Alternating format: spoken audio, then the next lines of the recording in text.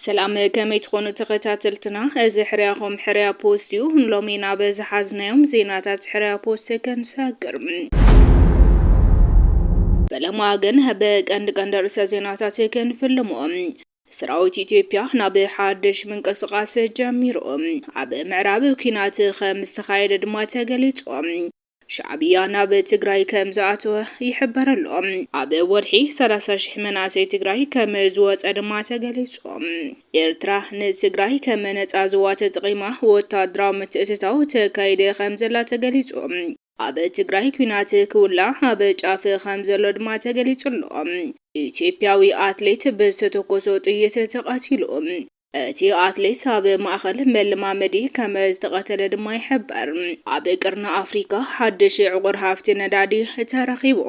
ኣብ መዓልቲ ልዕሊ 5,000 በርሚል ነዳዲ ክሕፈሶ ከም ዝኽእል ድማ ተገሊጹ ዝብሉን ካልኦት ሓድሽቲ ሓበሬታታት ሒዝናልኩም ቀሪብና ኣለና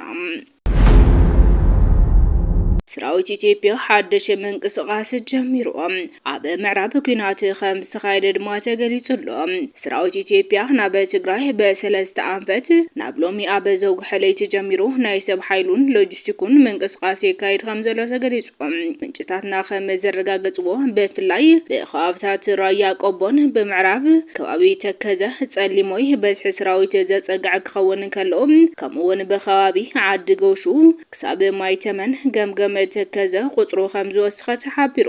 እዚ ከም ዚሉን ከሎ ኣብ ትግራይ ህይወት ሰለስተ ሰባት ዝወሰደው ኩናት ተወሊዑ ኣብ ትግራይ ዞባ ምዕራብ ወረዳ ጸገዴ ኣብ ዝተኻየደ ኩናት ኣስታት ሰለስተ ናይቲ ብኣስመላሽ ኮሚቴ ዝፍለጥ ዕጡቅ ሓይሊ ምልሻ ከም ዝተቀተሉ ተሓቢሩ እቲ ኣብ ዞባ ምዕራብ ትግራይ ወረዳ ጸገዴ ዓዲ ሰላም ፍሉይ ቦታ ዓዲ ክብረት ተወልዐ ሓድሽ ግርጭት ኣብ ሞንጎቲ ንባዕሉ የአማራ ኣስመላሽ ኮሚቴ سلام أسكبار حيليلو تسوع حيلن حيلتات فانون كم زخانة تغليصو عبتي استخايدة جرجت دما بوحدو أستات سلسة عتقات كم استقتلون توسخي زي تنصره عب سبن نواتن قدات خمس بتحت حبيرو تي بزبعته كذا تبايلو بسراوت إثيوبيا زود بحيلي مسفانو تحوابيركم يخم أوقعهم نازبلوم سلسة ميليشياتات نايت خبابي كم ز أسروم دما تغليصو معراب تግራይ معندر حيلتات فانون نايتي بام حراس ملاشو كوميتي زفلت عطو حيل غيرو قمار زصاوتلو سرعات إثيوبيا معراب تግራይ حزب اصنيتو معال شفاتو كاب زغبرو عامتات تقطيرملو السرعات توما بمعراب تግራይ زودوم بزابعته كذا زفلت عطقات نابت توسخ زور مس حيلتات تግራይ وطين وزلو كينات قدميت غيرو مزحل عرن خغبروم اب گمگم روات كذا اوافير ومكم زلو دمايكل شعبيا ناب تግራይ ከም ዝኣተወ ተሓቢሩ ኣብ ወርሒ 30,000 መናእሰይ ትግራይ ከም ዝወፀ ድማ ተገሊጹሎ ሻዕብያ ኤርትራ ዘመናምነሉ ናይ ጽጋዕተኛን መዕቆብን ናይ መግዛእቲ ሞዴል ናብ ትግራይ ተተቲሉ ከም ዝኣተወ ኣመራርሓ ሳልሳውያን ትግራይ ገሊጹ ኣሰር ሻዕብያ ይኽተለሎ ዝበሎ ሕወሓት ከም ጽጋዕተኛ ሓይሊ ኣብ ውሽጣተ ህዝቢ ትግራይ ኣቂቡ በጥፍኣት ህዝብን ዓድን ህላውን ምዝላቕ ይሰርሕ ከም ዘሎ ኣመራርሓ ሳልሳይ ወያነ ትግራይ ኣይተ ክንፈ ሓድሽ አብሪዮም ከምውን መናእሰይን ምሁራንን ካብ ትግራይ ክወፁ እንደፋ ኩነታት ብምፍጣር እቲ ካብ ኤርትራ ኣብ ውሽጢ 20 ዓመታት ስደት ወፀ መንእሰይ ዘይናኣስ ቁጥሪ ኣብወርሑ 30,000 መናእሰይ ይስደደሎ ክበል ከሲሲዮም ከምውን ካብ ስደት ዝተረፈ መንእሰይ ብምግዳድ መግዛእቲ መሳርሒ ስርዓት ሕወሓትን ምግባር ብዘይንሕስያ ይሰርሐሉ ከም ዘሎ ቃልሒዮም በተግባር ደቂ 15 ዓመት ህጻናት ከይተረፈም ይገፍፍ ከም ዘሎን ነዚ ተግባር ዝተቃወሙ ወለዲም መናእሰይን ህጻናትን ይኣስርን ኣካላዊ ጥቃት የበጽሕሎ ብምባልኮን ወሎ ሕወሓት ለክዕ ከም ሕወሓት ጽጋዕተኛ ኮይኑ ትግራይ ዘማስኑ ተግባራት ብምፍጻም በመከራ ህዝብን ዓድን ህልውኑ ይቀጽል ከም ዘሎ ከሲስሉ ኤርትራ ንትግራይ ከም ነጻ ዞባ ተጠቂማ ወታደራዊ ምትእትታው ተካይደ ከም ዘላ ተገሊጾም ኣብ ትግራይ ኩናት ኩላዕ ኣብ ጫፍ ከም ዘሎ ድማ ተገሊጾም ህወሓት ነቲ ነበር ግዜያዊ መምሕዳር ብምእላይ ሙሉእ ስልጣን ተቆጻጺርዎ ከም ዘሎ መርበብ ሓበሬታ ኣርምድ ኮንፍሊክት ኣቃሊሖም እቲ መርበብ ሓበሬታ ኣብ መንጎ ሓይልታት ትግራይን ፌደራልን ሓድሽ ኩናት ኩላዕ ኣብ ጫፍ በፂሑ ከም ዘሎ ቃሊሖም መንግስቲ ኢትዮጵያ ሰራዊቱ ኣብ ደባት ትግራይን ኣብቲ ቀይሕ መስመር ዝብሎ ምዕራብ ትግራይ የክቦም ከም ዘሎ ቃሊሕሎ ከምኡውን ፌደራል ኣብቲ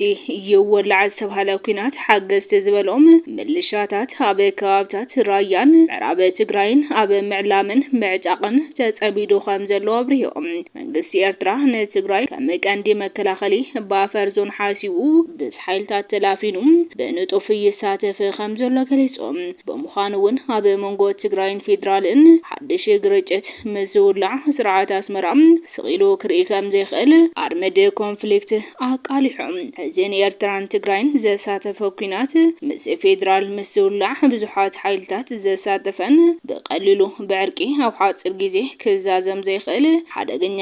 ክኸውን ተኽእሎ ኣለዎ ኢሎም ኣብዚ ሕዚ እዋን ብወገነ ትግራይ ይኹን መንግስቲ ፌደራል ዝተፈለየ ወታደራዊ ምድላውን ምንቅስቃስን ከም ዘሎን ኣብ ሓጽር ግዜያት ናብቲ ዘይተረፈ ኩናት ከምርሕ ከም ዝኽእል ተዓዘብቲ ይመስክሩ። ኢትዮጵያዊ አትሌት ብዝተተኮሶ ጥይት ተቃቲሉ እቲ አትሌት ኣብ ማእከል መለማመዲ ከም ዝተቀተለ ድማ ይሕበረሎ ኣብ ኢትዮጵያ ኣብ ቀረባ ርሕቀት ከተማ አዲስ አበባ ኣብ መንጎ ስፖርተኛታት ብዝተፈጠረ ግጭት ሓደ አትሌት በጥይት ከም ዝተቀተለ ተሓቢሩ ኣብ ከተማ ሳንዳፋ ብሓደ አትሌት ብዝተተኮሰ ጥይት እቲ አትሌት ከም ዝሞተ ተሰሚዑ እቲ ፍጻመ ድማ ኣብ ማሕበረሰብ አትሌት ዓብይ ስምባደ ፈጢሩሎ እቲ ቀታሊ አትሌት ነቲ ገበን ፈጽሙ ካደመ ክበል ብጻዕሪ ሓረስቶት ተከባብን ሕብረተሰብን ከም ዝተሓዘ ተገሊጹሎ ጠንቂ ናይቲ ቅትለት ምዃኑ ዝንገር ገለ ድጋም ጌርካለይ እንዳጥንቋሊት ብምኻድ ብምዋል ከም ዝኾነ ማዕኸናት ዜና ኢትዮጵያ ቃሊሕን እንትኾነ ዛጊድ ምነት ናይቶም ዝሞቱን ቀተልቲ ስፖርተኛታትን ንግዚኡ ከም ዘይተገለጸ ተፈሊጡ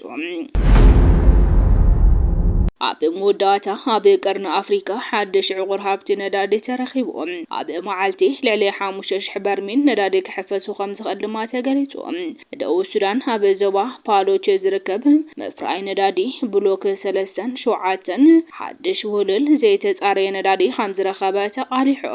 እቲ ኣብ ፍሉይ ቦታ ኣድናህላ ዝተረኸበ ውህሉል ዕቁር ሃብቲ ነዳዲ መፍራይ ነዳዲ ሃገር ብዕጽፊ ዘበርኽ ከም ዝኾነ ይግለጸሎ እቲ ዝተረኸበ ነዳዲ ንዘርፊ ኢነርጂ ሃገር ዓብይ ተስፋ ዝህብ ኣዎንታዊ ምዕባለ ከም ዝኾነ ተገሊጹ ካብቶም ኣብቲ ከባቢ ዝርከቡ ጎዳጉዲ ነዳዲ ሓደ ኣብ መዓልቲ 5,440 በርሚል ደፍደፍ ነዳዲ የፍሪ ከም ዘሎ ተሓቢሩ ብምዃኑ እውን እቲ ሓድሽ ዝተረኸበ ዕቁር ነዳዲ እንትውስኽ ፍርያቱ ኣብ መዓልቲ ናብ ኣስታት 100,000 በርሚል ከም ዘደየቦ ይግለጸሎ እዚ ምህርቲ ነዳዲ ደቡብ ሱዳን ክውስኽን ክሕይልን ዝገበር ከም ዝኾነን እንትኾነ ኣብ ኩናት ሕድሕድ ጥሒላ ዘላ ሃገረ ጁባ ሰበስልጣን እቲ ሃገር ካብ ምህጣር ዝዘለለ መሰረታዊ ቁጠባዊ ፀገም ዜጋታት ዝፈትሕ ከም ዝኾነ ተዓዘብቲ ስጋቶም ይቐምጡሎም خبركم تخاتلتي حريا بوست لو مستدلو حدش حبريتاتات نزوم مستخاتلكم يمسلوني روم نتسنى يمكتالكم هزينينا نمسجنا سلام